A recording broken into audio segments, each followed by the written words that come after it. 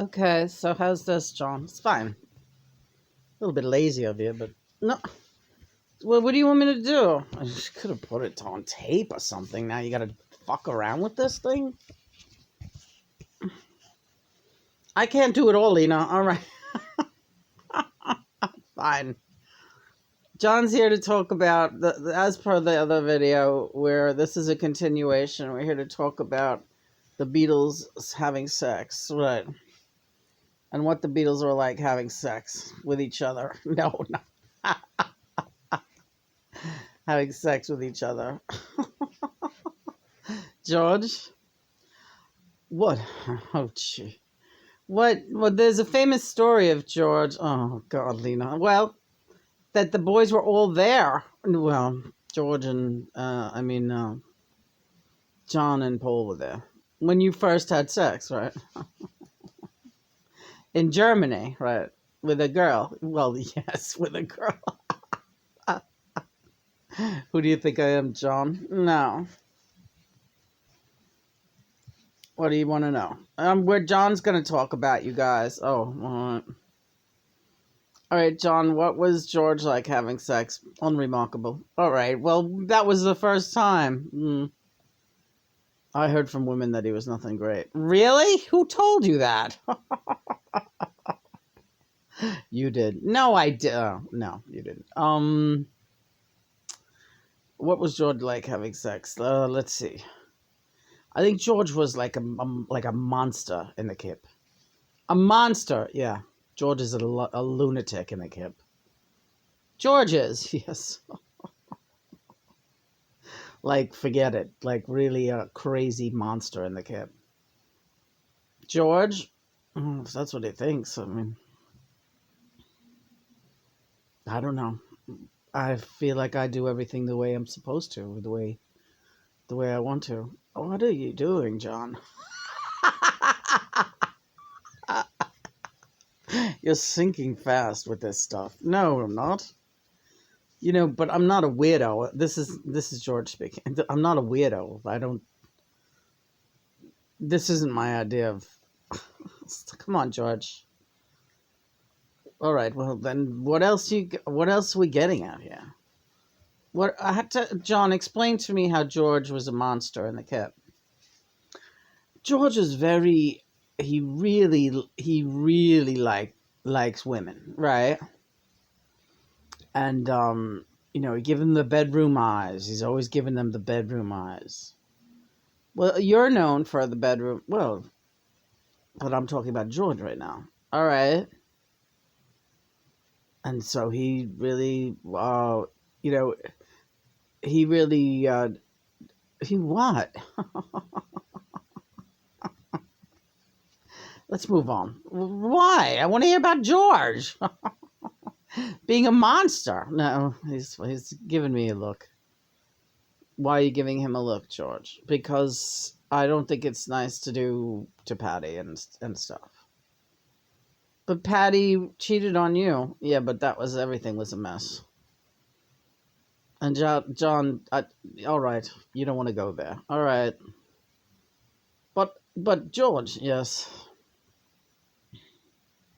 But I'm not. But it's a compliment. What's a compliment? That you're good, and you didn't say I was good. You said I was a monster, and you're making me sound like a predator. I'm not. I'm not making you sound. It sounds like you're making me sound like a predator. Are you joking, George? A little bit, but this is tasteless. All right, let's move on. Let's respect George, John. All right. Paul. Ooh.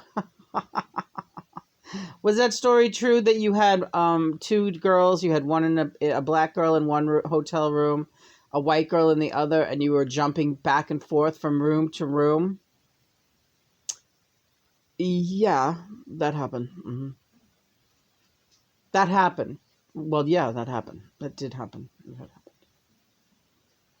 And you were performing with both of those women? Yes. And like one right after the other? Yes.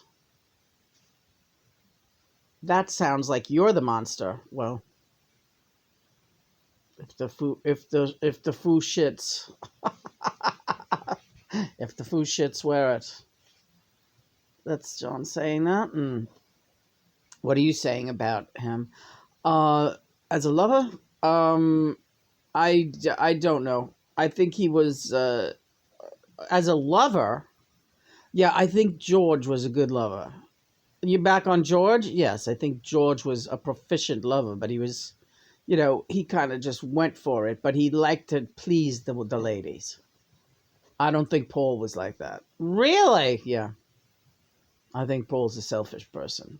Except, later on when he got married to Linda, that changed. That had to change. He wasn't going to put up with that. But I think Paul was just like, this is what I like to do, and I don't really care if you get off or not. Paul, that's probably true. That's probably true. I didn't go out of my way to make anybody particularly fulfilled. I don't think. I didn't know that there was such a thing. I thought I just figured if I was having a good time, everyone was having a good time. Sort of like in the Beatles, right? Precisely. Yeah, precisely. George is a more sensitive person. John, well, I can suss this out. And then they can talk on me. All right. I go first because it's my show. All right, it's John's show. So, but Paul, oh yeah, I've gotten better over the years. Yeah, sure, of course. But no, I guess I was kind of selfish. I guess I was selfish. I think George cared more about from what I can understand, George was more, pleasing the ladies, making sure they felt a something, right? Because yeah, right. Richie, yeah. Richie, you're the best one. Well, you gotta ask John, but I would say so. Yeah, yeah, yeah. I love women. I know. I can see that. And Mo was a really great woman, and Barbara is, yeah. Like to love the ladies, love them, and I sure like doing things right, taking my bleeding time. Right, John. Yeah, yeah. Richie, I would say Richie is the absolute best. There's nothing to do with the fact that he's the ugliest either. I knew you were going to say that, you stupid idiot. I'm just kidding. I know.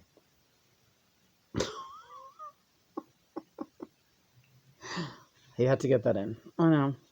So, Richie, you were the best. And, like, what makes. And just, I don't want to get too graphic, but, well, I'm not talking. Let John. All right, John. Well, I didn't go to bed with him, but quite positive that Richie is absolutely the best. George is next, and Paul was the worst. The worst, the worst.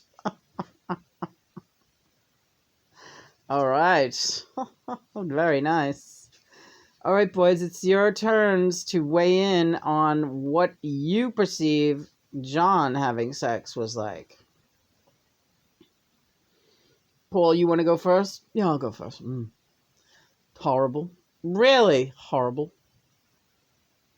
Really horrible. There was a basic consensus he was horrible. By who? By, word gets around and he was horrible. John was horrible in bed with girls. Yeah, he was horrible. John.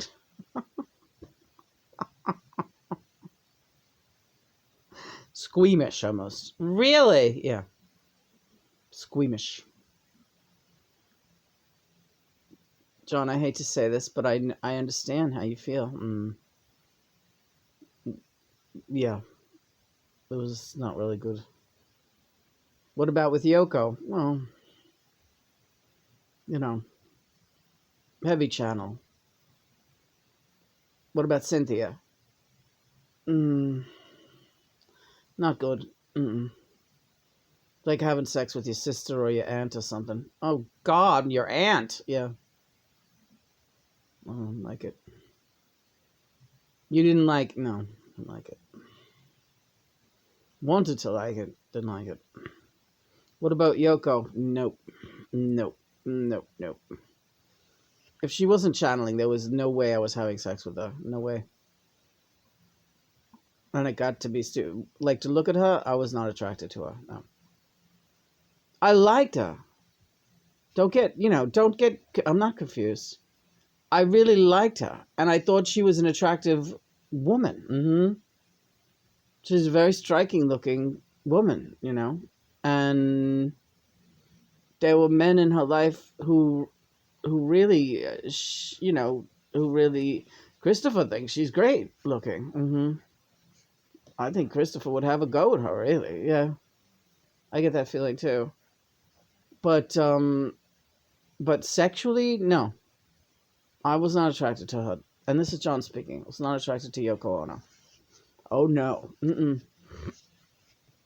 Found her to be an attractive woman, not my cup of tea. Oh, speaking of that, Chris, did the jasmine tea come? Can you make some crystal tea before I shower? Thank you. That's going to be good. You're going to like it. And make it strong, Johnny says. 2 bags. He's going to make us some jasmine and you'll see. Then you'll see an aphrodisiac. That's what that stuff is. I never heard that. When did you ever need an aphrodisiac anyway, John? George? Yeah. What was John like in bed? Oh, I wouldn't kick him out. No. Yeah, no. No. Women found him very attractive, but later on you knew that they were not particularly. Someone in a book that you were reading, Lena, said it best. I know you remember the quote. He was very rough and ready, but he didn't really care very much for that I was even there.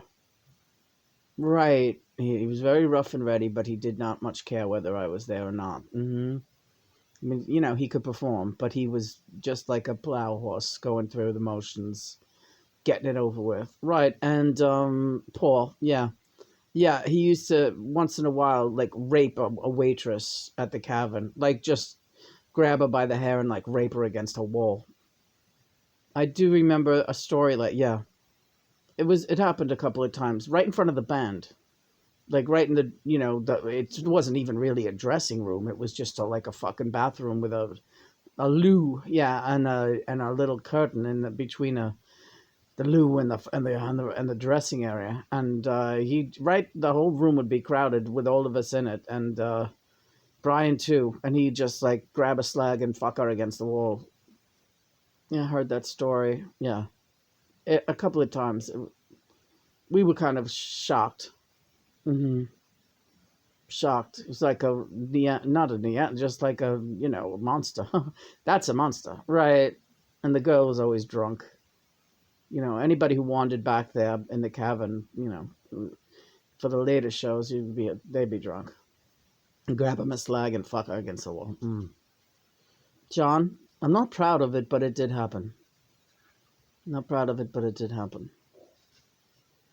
I was very sexually retarded, and I had no desire to become educated. I just felt like the whole world was. Nobody could understand what I was going through with this whole thing, and I just was like a lunatic. Okay. And Ringo? I don't. Well, that's all been said, right? That's all been said. But I want to talk on John and his relationships without the sexual aspect of it. Even though, okay, go ahead. He was very kind to the women in his life. He was very kind to the women he married. And he even tried to be kind to May, but she made it. That was not going to be a good outcome. May was too much of an opportunist for him to have any respect for her. And John, one thing he can't stand is a sycophant or a user and an opportunist. So that was never going to work out on a friendship level. No, not really. But he was very kind to Cynthia, regardless of how he ended up leaving her.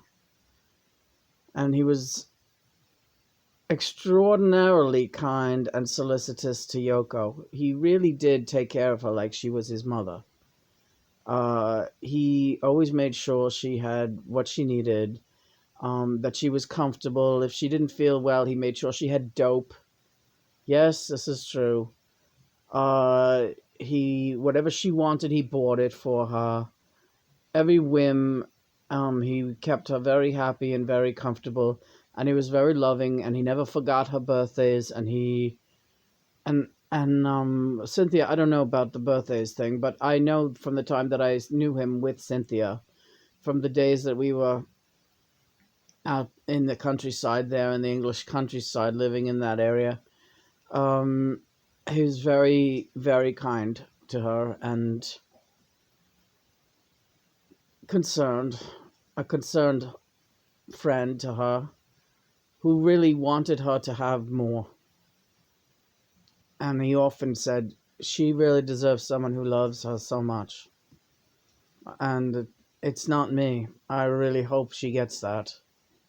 And a big reason why it was so seemingly easy for him to leave that marriage was not because he had to run to Yoko.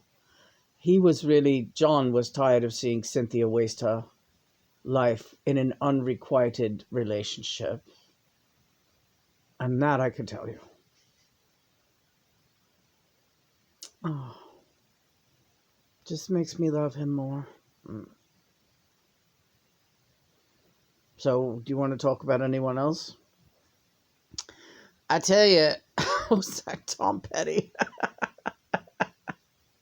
Tom Petty's over there somewhere in the pile. There he is, all the way at the end. Yeah, I want to come in because I got some beans to spill about the Wilburys. Really? Yeah.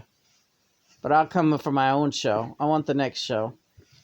We're supposed to... Yeah, don't worry about Bowie Tarot. Them cards ain't going nowhere. Second night of the full moon, Lena. All right, Tom. Well, and you know what? I got something to say. What's that? I want to be Gumby. No fucking way. All right, I'm sorry. I'll just be the guy that I was. All right. Be back shortly with Tom Petty for the second night of the full moon. Thank you, brothers. That's all right. This has been nice. Yes, it has been really nice. Love you, John. I'll love you too. What's wrong with you? I wish I knew.